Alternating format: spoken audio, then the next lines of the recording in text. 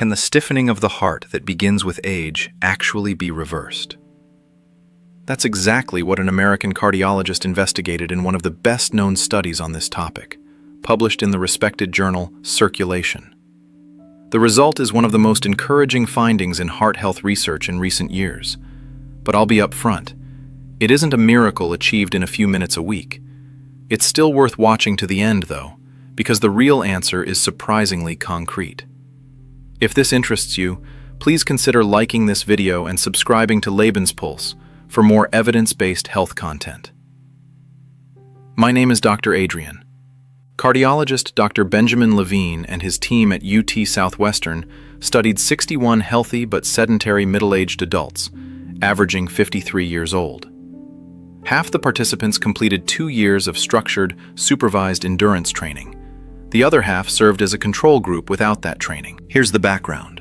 As people age, the left ventricle of the heart tends to become progressively stiffer in sedentary individuals, comparable to a rubber band that sat in a drawer for years and lost its elasticity. This stiffening is one of the mechanisms that can later lead to heart failure, specifically a form called heart failure with preserved ejection fraction. After 2 years, the training group showed maximum oxygen uptake increased by 18%, and the elasticity of the left ventricle improved by more than 25%. The control group showed no meaningful change. Dr. Levine himself described the result as reversing, for most participants, decades of sedentary living on the heart. But here's the crucial part many sensational headlines leave out. How much training did this actually require? In the next part, I'll show you the exact training program and why the same research team, in an earlier study, explicitly found that 2 to 3 sessions a week wasn't enough to achieve this. This video is for general informational purposes only and does not replace individual medical advice. Talk to your doctor before starting a new, more intensive training program, especially if you already have cardiovascular disease or have been sedentary for a long time. What did the actual training program look like? Participants exercised 4 to 5 times a week, typically for about 30 to 60 minutes each session, adding up to roughly 5 to 6 hours per week total. The program combined different elements. 1 high-intensity interval session per week, where heart rate rose to about 95% of maximum for 4 minutes, followed by 3 minutes of active recovery, repeated 4 times. This was paired with 1 or 2 moderate endurance sessions of about 60 minutes, plus 1 or 2 strength training sessions per week. Dr. Levine himself summarized the finding from his research this way. Training 2 to 3 days a week wasn't enough, in his team's earlier studies, to measurably prevent the heart from stiffening.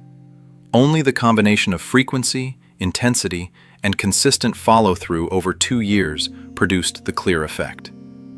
That's an important contrast to the idea that a brief weekly session alone could be enough. So does that mean exercise below this level isn't worth it? No, and this is where it gets more nuanced. A recent analysis of UK Biobank data covering over 17,000 participants, published in 2026, shows a clear dose-response relationship. People who met the general WHO recommendation of 150 minutes of moderate activity per week had a moderately lower cardiovascular risk, about 8 to 9% on average. For substantially stronger protection, over 30% risk reduction, this study found 560 to 610 minutes per week were needed, though only about 1 in 8 participants actually achieved that. The most practically important message comes from the NIH and AHA themselves.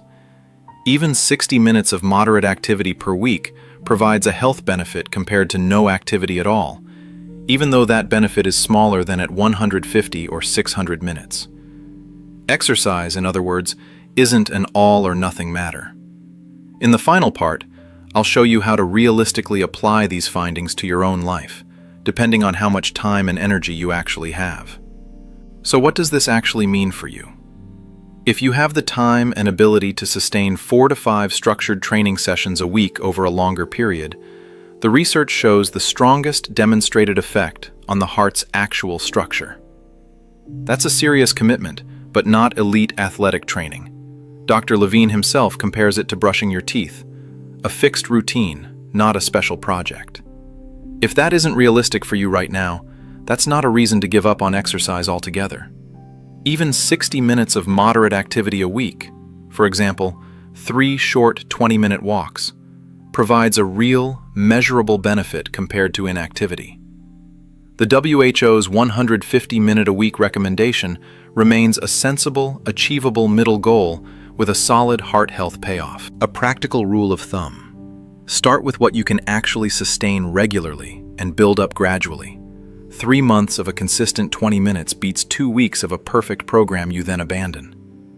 Consistency over years is the decisive factor in this research, not the intensity of any single week. To sum up, there's no 12 minutes a week shortcut that reverses 10 years of heart aging, but there is a real, scientifically documented way to noticeably slow, or even partly reverse, the stiffening of the heart through consistent training. And every additional minute of movement counts on the way there. If this video was helpful, please consider liking it, sharing it with someone thinking about their own exercise routine, and subscribing to Lebenspulse for more heart health content. Let us know in the comments which city you're watching from. We always love hearing from the Lebenspulse community.